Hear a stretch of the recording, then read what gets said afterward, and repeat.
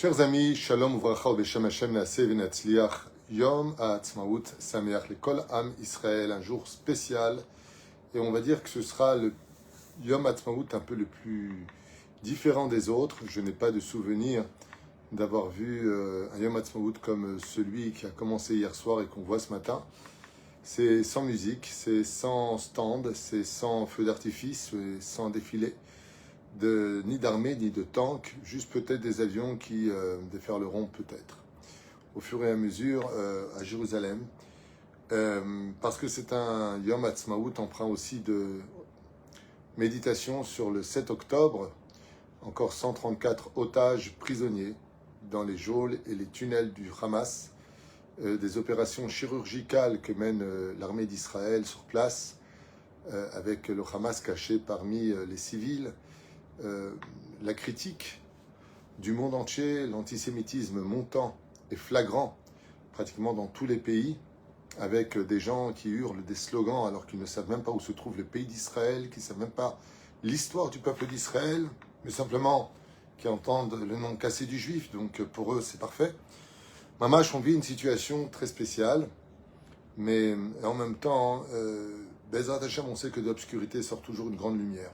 Aujourd'hui, nous sommes, comme vous le savez tous, bien sûr, le 14 du mois de mai, mardi, Bezrat Hashem, Pamaim Kitov, le Vav du mois de Iyar, une date très importante, le 14 du mois de mai, puisque c'est le jour, le 14 mai 1948, où les Anglais ont quitté le territoire d'Israël, libérant la place à toute une population arabe des pays avoisinants, pour créer justement le fameux peuple palestinien, qui avait déjà eu ce nom-là, je le rappelle, par Adrien, pour ceux qui veulent étudier l'histoire, Adrianus, Adrien, empereur de Rome, qui renomma Israël, l'estime du nom justement des Philistins, qui vivaient à l'époque du roi David sur le littoral d'Israël, sur la bande de Gaza.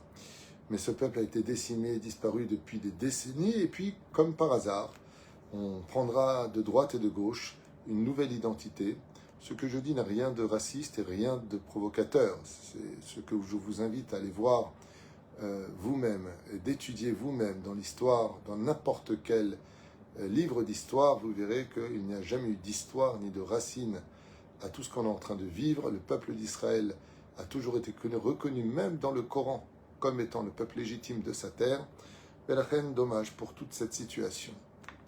Nous sommes aujourd'hui avec un chiour justement sur Matzmaout, acheté par notre ami Hagit et Paul Akin. Hagit et Paul, deux tzadikim qu'on aime très fort, font partie de notre communauté, qu'on embrasse et à qui on souhaite tous les bonheurs du monde par le mérite de cette étude, duquel nous allons donner le mérite Bezrat Hashem pour la refoua shlema, rapide et définitive de tous les malades d'Israël, tous les biais bien sûr, mais Sarah Bat Hana Fred Salfati, Anna El Narefanala, que j'ai le mérite d'aller voir hier à Jérusalem, à l'hôpital, et qui va un peu mieux, mais qui demandera un traitement pour la suite jusqu'à la Géoula finale. On souhaite une grande réussite et beaucoup de courage pour la famille Salfati qui passe par des épreuves pas faciles. Et Bezrat Hashem, qu'on n'ait que de bonnes nouvelles pour vous tous. Am Israël Chai Vekayam, Yeshuot Venechamot, Ava Ve'arva Shalom Vereut. On commence ce cours avec donc un cours Yom HaAtzmaut 2024, si vous préférez. Un jour vraiment pas comme les autres. Vous savez, j'étais la dernière fois en train de marcher avec un religieux, pas antisioniste du tout, mais disons que il est dans la Torah, son monde, c'est le Talmud, c'est les poskim, et il a rarement levé la tête pour voir autour de lui. Et il m'a demandé si je faisais Yom HaAtzmaut, et je lui ai dit bien sûr, comment ne pas fêter Yom HaAtzmaut. Un jour, on va faire le Sefer Tehillim, l'Ineder, on va étudier, on va diffuser la Torah, bien sûr. Yom HaAtzmaut, c'est pour remercier Hachem. Ce matin, à 6h du matin, en me levant, après avoir fait quelques tikkunim, je me suis levé, chanté le Hallel en entier, sans bénédiction, pour remercier Hachem. Et il m'a dit, mais pourquoi tu fais ça? Ça veut dire sans critiquer, c'est une question qu'il m'a posée. Alors je lui ai dit, alors qu'on marchait dans de très belles rues, regarde autour de toi. Puis il a regardé comme ça. Je lui ai dit, comment tu trouves ces rues? Il m'a dit, elles sont bien, elles sont belles. Comment tu trouves ces trottoirs sur lesquels tu marches? Il m'a dit, franchement, il y a même des bancs. Je lui ai dit, comment tu trouves tous ces magasins que tu vois ici? Il m'a dit, grâce à Dieu. Maman, grâce à Dieu, tout va bien. Baruch Hashem, c'est vrai qu'on a un beau pays. Je lui ai dit, bien, tu vois, tout comme un chef-d'œuvre vient témoigner de son artisan, regarde le pays d'Israël et tu comprendras pourquoi je remercie Hachem pour Yom HaAtzmaut. Quand on voit notre pays, la beauté, les villes que nous avons, les constructions, les magnifiques appartements, on n'a rien envie à personne. En 76 ans, 76 ans. Alors que j'étais dans le bureau du maire la dernière fois et qu'il y a une grande photo comme ça de Ashdod il y a 50 ans. Ce sont des dunes de sable. Des dunes de sable. Il n'y avait que quelques rues, comme Rogozine, comme le quartier de Vav. Il n'y avait rien, il n'y avait pas de City, il n'y avait pas de tête Vav, Yudzaïn, il n'y avait rien. Des dunes. C'est juste il y a 50 ans. Aujourd'hui, tous ces lieux sont des magnifiques maisons, avec des villas, avec des piscines, avec... On ressent quelque chose de miraculeux. Ce n'est pas possible qu'en 76 ans, sans répit d'une guerre constante, une accusation et pression internationale, avec une vie si chère, il faut savoir qu'Israël est un des pays les plus chers au monde. Au monde. Quand tu t'achètes une voiture en Israël, il faut que tu en payes une à l'État. C'est 100% de taxes. C'est un truc de malade. Les appartements, combien ça coûte? 4 millions de shekels. Comme si qu'ils viennent te dire, t'as pas 100 balles. Et pourtant, avec tout ça, un pays juif, certes, mais cosmopolite. On ne sait même pas qui est juif ou qui ne l'est pas aujourd'hui. Carrément. Il peut venir des gens, conversion libérale, conversion réformiste. On ne sait même pas qui est quoi et qui. Et avec tout ça, Am Israël continue à se battre, à être accusé et à se battre. Comment ne pas vivre ce jour si merveilleux? Le problème, ce n'est pas le jour. Une fois, quelqu'un m'a dit, vous savez, Rav Tutu, pour moi, le Shabbat, c'est un jour d'enfer. Je lui dis, pourquoi? Il dit, parce que, au lieu d'avoir un jour magnifique, c'est des critiques à table, c'est on règle les comptes de la semaine, c'est des pics de la belle-mère et du beau-père, c'est tout le temps des choses qui vont pas, jamais de remerciements, mais la table enlève la table. Rien qui t'encourage. Très difficile. Alors je lui ai répondu ce que je vais vous répondre. Shabbat, c'est un jour de bonheur. Et pourtant, pour elle et pour d'autres, ça peut être des jours terribles. Car ce n'est pas le jour qui fera de lui un grand jour. C'est ce que tu feras de cette journée. Alors si Yom HaAtzmaut, tu le passes à remercier vraiment Hachem parce que nous avons un aéroport, nous avons une structure, nous avons des yeshivot, des baté midrashot, des kolélim. Alors Todalel, nous avons aussi des hôpitaux, nous avons une police, nous avons une armée, nous avons une structure qui ne marche peut-être pas encore à la hauteur de ce que la Torah attend de nous. Mais après 2000 ans, on peut dire que Baruch Hashem, il y a beaucoup de Torah aussi en Israël et qu'il faut regarder et se concentrer pour regarder le bien et d'essayer d'améliorer ce qui ne va pas encore dans notre pays. Je vous ai préparé un petit cours, Be'ezrat Hashem, j'espère qu'il sera à la hauteur de vos attentes sur Yom HaAtzmaut, et pour lequel, Béhémet, il y a lieu de comprendre que ce jour n'est pas un jour comme les autres. Et pourquoi? Parce que la première règle à retenir, c'est qu'il y a une volonté léoumite, il y a une volonté nationale, et la volonté du peuple, on ne peut pas dire qu'on n'en a rien à faire. Faut retenir ce que je suis en train de vous dire, c'est important. Quand on est des partis, droite et gauche, alors chacun pense ce qu'il veut. Mais quand il y a une espèce de reconnaissance nationale de quelque chose, on n'a pas le droit de dire que c'est pas cachère. Surtout quand, de qui plus est, les choses sont faites qu'Edat Moshe Israël. Alors bien sûr, toutes les avérotes que nous allons faire, vous savez, les gens, Shabbat, ils vont à la plage mélanger, c'est pas moins grave que de faire d'autres péchés. Mais si, Bezrat Hashem, je vis ce jour-là, Yom Shekulo Torah, Yom d'une reconnaissance, Akaratatov, Akaratatov. Chers amis, si un étranger venez vous tendre un verre d'eau parce que vous avez soif, qu'est-ce que vous lui diriez? Merci, c'est le minimum. Combien, chacun de nous, devons dire merci pour l'extraordinaire service, malgré toutes les erreurs opérées, et ce jusqu'à aujourd'hui, de nous avoir donné, grâce à Dieu, ce pays d'Eretz Israël. Le mot Chag est un mot très particulier. Il faut savoir que Yom HaAtzmaut n'est pas un jour de Chag, c'est Yom HaAtzmaut Sameach. car tout comme Shabbat ne s'appelle pas Chag, eh bien, le Chag, dont on parle, le mot fête, a été utilisé pour les Shalosh Regalim. Chag Pesach, Kasher Vesamer, Chag Shavuot, Chag Sukkot, Chag Shmini Atzeret. Et ainsi donc, on peut constater facilement que la notion du mot Chag a été utilisée essentiellement pour des fêtes de la Torah. Alors, qui sont ces fêtes juives que l'on retrouve d'ailleurs dans cette paracha de Hémor? Vous allez constater que la moitié de la paracha de Hémor va parler de l'ensemble des fêtes d'Eoraïta, juives, sans compter d'autres fêtes qui ne s'appelleront pas fêtes. Et vous allez voir de quoi je parle, c'est magnifique. Car dans le judaïsme, il existe 3 niveaux différents vis-à-vis de la reconnaissance d'un miracle qui nous a été fait pour lequel on va en faire une fête. Le premier, c'est Chag, en hébreu, fête. Donc, les Shalosh Regalim, comme je viens de vous le dire, vous allez les retrouver dans cette paracha de la semaine, paracha de Hémor, où dans cette paracha, pour la moitié de la paracha, on va reconstituer toutes les fêtes de l'année juive, avec, par contre, les détails et l'identité de la fête. On retrouvera ce même effet dans la paracha de Pinchas, où l'autre partie de la paracha de Pinchas, dans les livres de Bamidbar, lui va nous parler des sacrifices correspondant à toutes les fêtes juives. Donc on parle de Chagim. Qu'est-ce qu'on ne risquerait pas de trouver là-bas?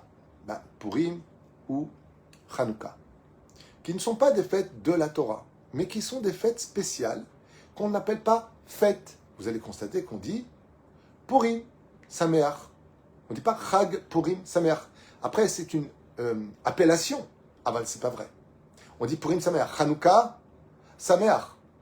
On ne dit pas Chag, Hanouka, Sameach. C'est une abréviation de notre part. C'est une façon de la définir. Mais ce n'est pas dans la Torah. Chag, c'est ce que Dieu nous a donné dans les mains. Ce sont des fêtes qui commémorent un point commun. Et c'est ce que je vous invite à étudier. Comme c'est marqué dans le chapitre 23 de la paracha de Hémor, verset 2. Moadé Hashem, mes fêtes à moi, dit Dieu, Asher tikreu otam mikrae kodesh, que vous appellerez les fêtes, donc, kodesh, saintes. Elehem moadai. Voici, elles, mes fêtes, dit Hashem. Au sage de poser une question pertinente. Pourquoi dit-il Dieu mes fêtes? De qui pouvaient être ces fêtes si ce n'est pas les tiennes? Je n'ai pas compris. Et les moadai, voici mes fêtes. Si tu as besoin de nous dire que voici tes fêtes, Hachem, c'est que tu laisses une possibilité qu'il y ait d'autres fêtes, mais qui ne soient pas les tiennes. Donc peut-être les nôtres. De quoi est-ce qu'on parle? On a expliqué qu'il existe 3 niveaux différents. Les fêtes de Dieu, Pessah, Shavuot, Sukkot, Shmini Atzeret et autres, celles qui sont dans la Torah, comme Rosh Hashanah, Kippour, c'est de la Torah. Comme c'est marqué, Chag Lashem Machar. Pour la fête de Yom Kippour, Aaron dit dans la faute du Vaudor, parcha de Kitissa, demain ce sera un jour de fête pour Dieu. Kippour est de la Torah. Donc c'est Chag. Très bien. Mais pourquoi tu dis Moadai? Voici Elé Moadai, voici mes fêtes. Pourquoi tu dis mes fêtes? Tout est à toi, Hachem. Tout vient de toi, Hachem. Mashma Mikan, qu'il peut exister des fêtes qui ne soient pas les nôtres, qui ne soient pas les siennes, mais qui soient venues de l'initiative prise dans les mains des humains pour participer à cela. On va expliquer ça clairement, ne vous inquiétez pas. Quel lien y a-t-il entre le premier point qui ne s'appelle pas Chag? Il y a les fêtes qu'on appelle Moadim, il y a une autre fête qui ne s'appelle pas fête, il s'appelle Shabbat.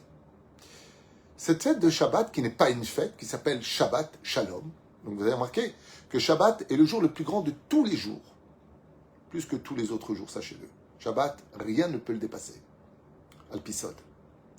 Seulement, la différence entre les Moadim, qui veut dire les fêtes, mais fixé Moed veut dire le temps, c'est que la Knesset Agdola, le Sanhedrin, comme c'est marqué dans Masechet Sanhedrin, Masechet Makot, entre autres, grâce au témoignage de la Néomi, fixait quand est-ce qu'allait tomber Rosh Hashanah, Rosh Chodesh.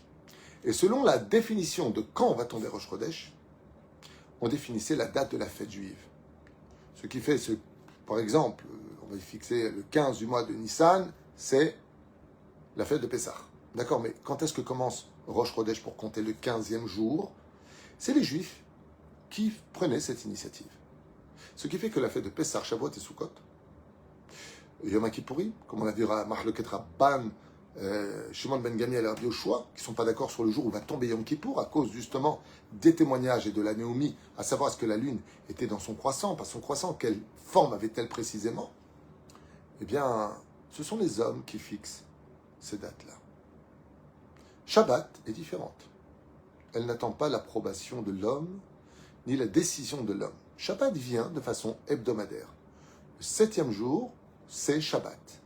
Et on ne donne pas à l'homme la possibilité de donner son avis. C'est un état de fait. Pourquoi? Shabbat prend naissance que de l'intervention divine. Revenez un petit peu en arrière. Au commencement, Dieu créa le ciel et la terre.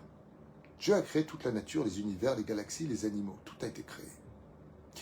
Mais l'homme n'a pas encore été créé. Ce qui fait que quand Dieu a créé le ciel et la terre, il l'a créé sans l'aide de qui que ce soit. Certes, il demande aux anges leur avis. Il faut comprendre de quoi on parle. Mais le créateur du monde, quand il a créé le monde, l'homme n'a rien fait. Il n'est pas intervenu. Il n'a pas donné son opinion. Il n'a même pas aidé à lever un brin d'herbe. Clou. Rien n'a été fait par les hommes. Ce qui fait que le créateur du monde, quand vient le jour commémoratif de la reconnaissance que Dieu a créé le monde, qui s'appelle le Shabbat, et c'est pour cela qu'on se lève le vendredi soir comme des témoins qui arrivent à la barre en disant Yom HaShishi Vaichulu Hashamayim Va'aretz. Pourquoi est-ce qu'on se lève? Parce que les témoins se lèvent quand ils viennent témoigner. Ce qui fait que le jour commémoratif du 25 du mois de Elul, création du monde, aboutit avec Vaichulu Hashamayim. En ce jour-là, Dieu cessa la création du monde. Mais l'homme n'a participé à rien. Et c'est pour cette raison-là que l'homme, le Shabbat, ne doit rien faire. Tout est interdit pour lui. Comme tu n'as pas participé à la création du monde, ni à créer le ciel, ni la terre, ni galaxie, ni soleil, ni lune, ni animaux, ni verdure, donc ne touche à rien. Muktzeh. Ne fais rien ce jour-là. Tu n'as rien fait. Si tu veux être un témoin oculaire de la création de Dieu, parce qu'elle est là, cette création, l'image du pays, qui est là pour représenter la Hatzmaout d'aujourd'hui. Donc, le Shabbat, tu ne peux que contempler le projet de la création du monde qui s'appelle l'étude de la Torah. Car, tout comme un architecte va écrire les plans avant de faire sa maison, on revient sur l'architecture pour comprendre quel monde on vit. Le jour du Shabbat. Donc, quelle est la meilleure occupation le jour du Shabbat? Réparer le Etz Hadat que nous avons consommé, les 3 Seudot, pour réparer Nefesh, Ruach et Neshama. Et de l'autre côté, ne fais rien, ne travaille surtout pas. Car si tu travailles pendant Shabbat, ça veut dire que tu ne reconnais pas la connaissance de Dieu qui a créé le monde. Mais tu dis qu'en fin de compte, Dieu et toi, vous êtes deux associés. Que toi aussi tu as participé. Donc, comme c'est faux, c'est que tu ne t'adresses pas au vrai Dieu. Quelqu'un qui, dans l'absolu, de façon assez philosophique certes, ne serait pas Shomer Shabbat, ne pourrait pas réellement dire qu'il croit en Dieu. Si c'était qu'un Dieu qui s'est inventé lui-même, pour lequel il dit que lui aussi il a participé au monde selon ce principe d'explication. Vous avez compris ce qu'on vient de dire, j'espère en tout cas. C'est très puissant et très intéressant. Pourquoi tu ne travailles pas le Shabbat? Parce que tu n'as pas participé à la création du monde. Tu es venu après, juste à l'entrée de Shabbat. Et toi, quand tu t'es réveillé de ta création, tu as constaté un monde fait sans toi. Donc, Shabbat, ne construis rien, ne fais rien. C'est aussi bête, aussi simple, mais aussi puissant que ça. Travailler pendant Shabbat signifie qu'on témoigne que Dieu n'était pas seul pour créer le monde. C'est pour cela que, par contre, après le Shabbat, il y a 6 jours, comme c'est marqué, et c'est ce qu'on va dire ensemble. Car Shabbat prend naissance dans l'intervention de Dieu, sans même notre intervention, ni notre autorisation, car nous étions tous absents. Et donc le Shabbat représente la création du monde. Les choses sont claires. Par contre, les fêtes juives sont totalement différentes du Shabbat, car elles sont nées en conséquence de notre histoire en tant que peuple prisonnier en Égypte. Et donc, la fête de Pessah, Shavuot, Sukkot, Shmini Atzeret, nous y participons. Pourquoi? Parce qu'elles sont tous concrétisées par un même point commun. Zecher l'Yitziat Mitzrayim. Quel est le but de ces trois fêtes? En souvenir de la sortie d'Égypte. Et alors? Même s'il est vrai que nous disons à niveau malach, à niveau saraf, à niveau shaliach, ani Hashem, que c'est Dieu qui nous a sortis du pays d'Égypte, n'oublions pas que les enfants d'Israël ont participé eux-mêmes à la sortie du pays d'Égypte. La Brit Mila, le Korban Pessah. Et on peut constater que ceux qui n'ont pas voulu participer, comme pour la création du monde, où personne n'a participé, eh bien ils sont morts en Égypte. Pourquoi sont-ils morts 80% en Égypte et que 20% seulement seraient sortis du pays d'Égypte?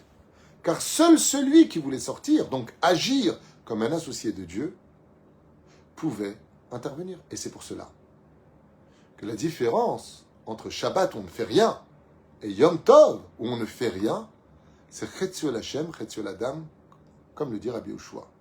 Rabbi Eliezer dit non, Kulol Hashem, c'est que Dieu qui nous a sortis du pays d'Égypte. Eux, ils n'ont pas eu le mérite de sortir. Rabbi Yoshua dit non. Pourquoi? Que pour Dieu. Alors nous aussi, on peut agir. Et c'est pour cela que Shabbat, Leochle Nefesh, on peut d'une flamme à une flamme, allumer pour cuisiner. On peut faire cuire des pâtes, chose qu'on ne peut pas faire du tout pendant Shabbat. On peut trier pendant Yom Tov d'une certaine façon. Chose qu'on ne peut pas faire pendant Shabbat. Comment se fait-il que Yom Tov, on peut porter, tandis que Shabbat, on ne peut pas porter? Ben oui, parce que nous aussi, on a porté. Nous aussi, on a participé à nos fêtes juives. Celles que tu nous as ordonnées. Contrairement au Shabbat, on ne doit rien faire. C'est complètement à Dieu le Shabbat. Yom Tov, Chetziol Hashem, Chetziol Adam. Moitié-moitié.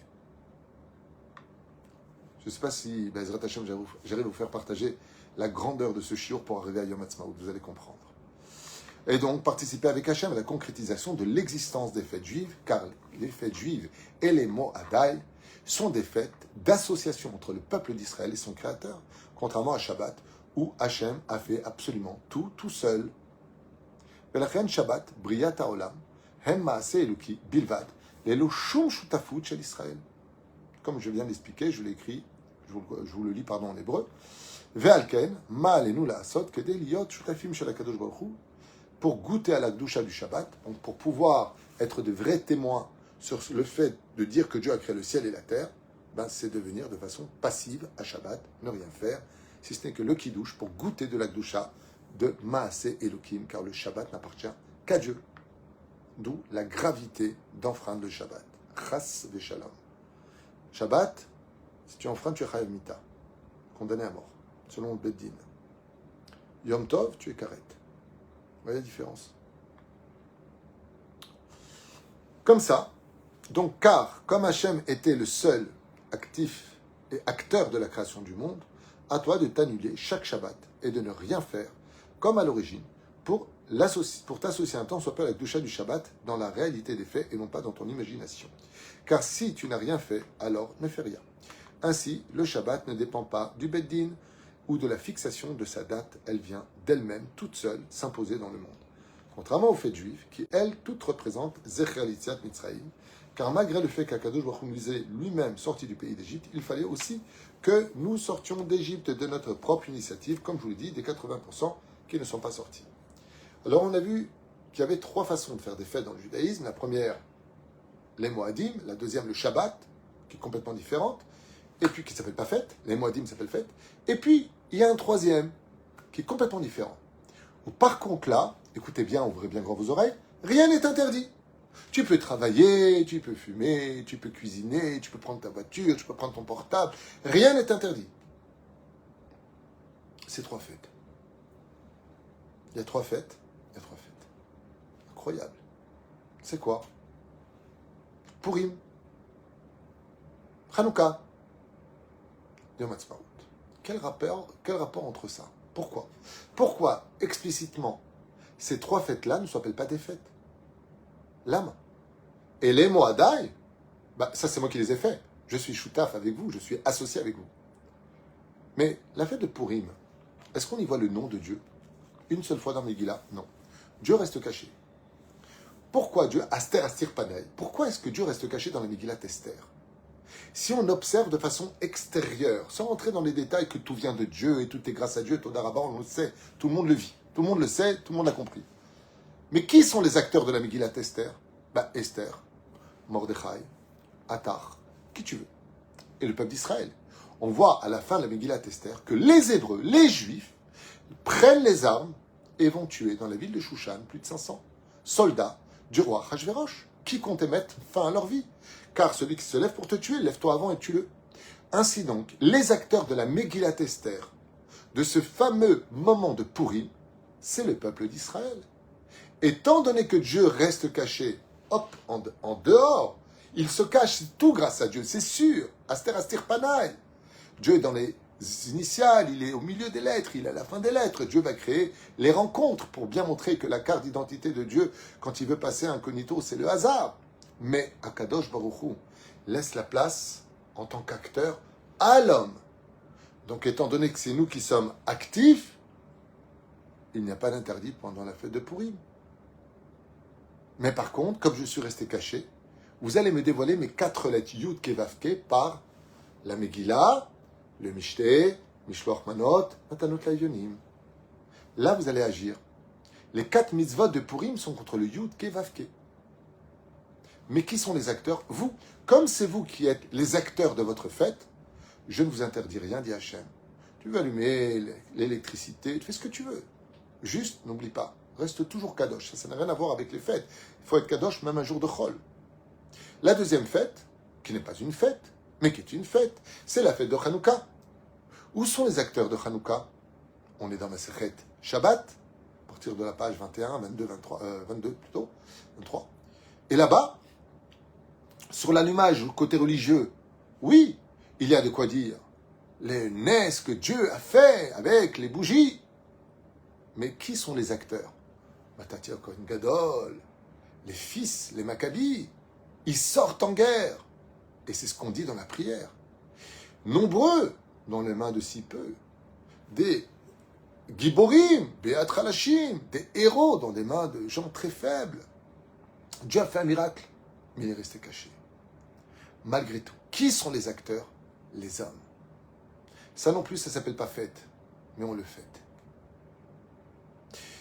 Très curieux de voir que pour le miracle de Purim, il n'y a pas de Hallel. Pourquoi? Ça s'est passé en Chutz La'aretz, la Megillah elle-même joue le rôle du Hallel. Pour Hanouka, le Hallel se dit sur quoi? Sur le miracle qui a eu lieu avec les bougies. Ça, c'est Maaseh Elokim. Vous avez remarqué que le premier jour de Pessah correspondra toujours au jour où tombera, je vais recommencer, le jour où tombe Pessah, premier jour, ce sera toujours le même jour où tombera Tisha B'Av. Tout le monde le sait, on en a parlé, j'ai fait un cours sur chaque jour, chaque fête. C'est l'air. Avec le Hadbash, comme ça, le Haïn, à quoi il correspondait, on a trouvé que c'était Atzmaout. Le 7e jour de Pessah, et là je vous demande d'ouvrir bien grand vos oreilles, c'est magnifique ce que vous allez entendre et voir. Écoutez bien. Le 7e jour de Pessah est un jour très spécial. C'est un jour de Yom Tov. Et malgré le fait que la fête de Pessah commémore essentiellement les miracles des 10 plaies d'Égypte et de la sortie d'Égypte, Zechar Yetziat Mitzrayim, il y a une plaie qui va mettre un uppercut, un coup de poing définitif à l'Égypte. C'est le 7e jour où la mer va s'ouvrir en 12 ponts. Chaque tribu va passer sur du marbre, car tout va se consolider, un truc de malade, des miracles incommensurables. Chazal nous disent que la mer rouge qui s'est ouverte, à elle toute seule, équivaut aux 10 plaies. Le miracle de Shivi de Pessah, le 7e jour de Pessah, est un miracle hors du commun. Et il y a un clin d'œil qui nous est fait sur 2 points que je voudrais partager avec vous. Le premier point, comme vous le savez tous, c'est que le 7e jour, on est arrivé face à la mer Rouge, coincé, impossible.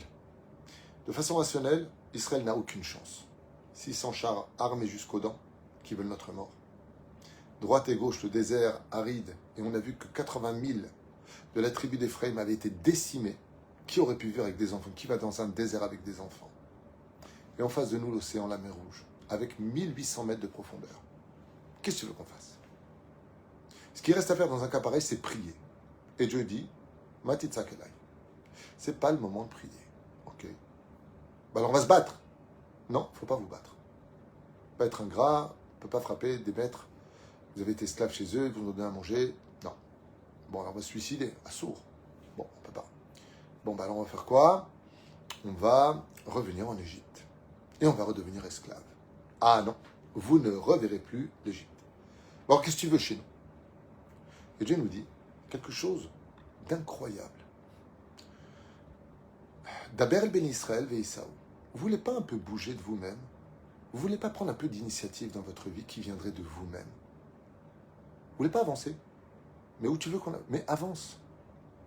Quand tu prends l'initiative pour rejoindre ma Torah, pour concrétiser la nation d'Israël, mais passe, avance, t'inquiète pas. Moi, je vais me cacher derrière tout ça, je vais faire venir un grand vent qui va ouvrir la mer. Daber el ben Israël ve Isaou.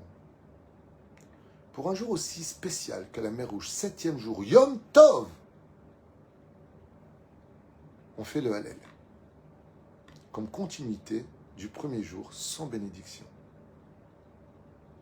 Et il faut savoir que le 7e jour de Pessah, qui était un mardi, tombe toujours avec le même jour où tombera Yom HaAtzmaut. Ou plutôt, Yom HaAtzmaut tombe toujours avec le 7e jour de Pessah. C'est le jour où Dieu nous a dit, allez, avancez. Arrêtez d'avoir peur de ce que veut dire l'ONU, droite, gauche. Arrête. Avance. Aie confiance en moi, te dit Dieu. T'inquiète pas. Je suis là. Si vous saviez, chers amis, je vous invite vraiment à le faire. Moi, je suis orthodoxe, Baruch Hashem, et fier de l'être. J'ai étudié toutes les tendances, et si je suis orthodoxe, c'est parce que pour moi, je la vois comme étant l'héritière réelle du Talmud, de la Torah. Mais il y a une chose que je refuse, c'est de m'aveugler. Et c'est de voir ce que je vous conseille de voir. Si vous tapez stable sur votre ordinateur, puisque tout le monde a des ordinateurs aujourd'hui, qu'on ne fasse pas les soi-disant tzadikim, quand on a tous des ordinateurs, tapez simplement les miracles de la création de l'État d'Israël. Ce matin, à mon bureau, je l'ai fait. Avant ce cours, avant d'écrire ce cours, je l'ai fait. J'avais presque les larmes aux yeux. Si vous savez ce qui s'est passé en 1920, vous savez ce qui s'est passé quand les Anglais ont essayé de nous piéger. On propose en 1920 de donner 80% du pays d'Israël aux Arabes. Et nous, 20%. Ils refusent. Ce que je vous dis, regardez sur Internet, c'est pas moi qui l'écris, c'est historien, c'est pas des justes, pas des rabbins. Ils refusent. On ne veut pas des juifs. Combien de gens sont morts? 3 organisations s'organisent. Les uns ne sont pas du tout d'accord avec les autres. On a des fusils de chasse pour se battre. On n'a rien. Pas de moyens. Pas d'argent. Rien. Mais rien. Une arme. On a tous, c'est la foi. On ressort de la Shoah. Et là, on a compris une chose. Après le massacre de 6 millions et plus encore de juifs, Israël réalise, on n'a pas le choix. Il faut avancer. Il n'y a pas le choix. Il faut se battre. Il faut se relever. Il faut y croire. Et on va y croire. Il y a eu la guerre des 10 jours. Vous ne connaissez pas toutes ces histoires. C'est en 1948. Pendant 10 jours après l'indépendance de l'État d'Israël déclarée par Ben Gourion, les pays arabes vont nous attaquer. Et on va compter de nombreux morts parmi les enfants d'Israël. Mais Israël va se relever. Et la guerre ne va pas cesser une seule fois. Israël va avoir le temps un peu de s'armer. Tandis que les pays, la Syrie, le Liban, la pseudo-Jordanie qui n'existait à peine, n'oubliez pas ça. Premier président de Jordanie, Hussein de Jordanie. C'est juste le père de celui-là. Avant ça, il n'y avait pas de pays. C'est que de l'invention historique. Inventée de toutes pièces. Allez voir. Allez vérifier. Essayez de me contredire. Truc de fou. L'âme Israël va se battre. Jusqu'en 1967. Où une guerre terrible va exploser. Ah, j'ai oublié de vous dire, regardez, c'est impressionnant. Il faut savoir que les Égyptiens se sont installés jusqu'à Beersheba et qu'Israël, avec très peu d'hommes pour les faire fuir, un truc de malade. Quand tu vois ce qui s'est passé pour créer ce pays, combien de litres de sang ont été versés dans notre peuple pour tout simplement revenir après 2000 ans, alors qu'on n'a jamais oublié notre capitale, Jérusalem, où on prie depuis 2000 ans vers Jérusalem. C'est pas le côté des boîtes de nuit que je veux voir ici, de défilés d'homosexuels, où ils boivent, où ils se font pas Shomer Shabbat. Moi, c'est pas ça que je veux voir. À Yom Ha'atzmaut, je veux voir les miracles que Dieu a fait.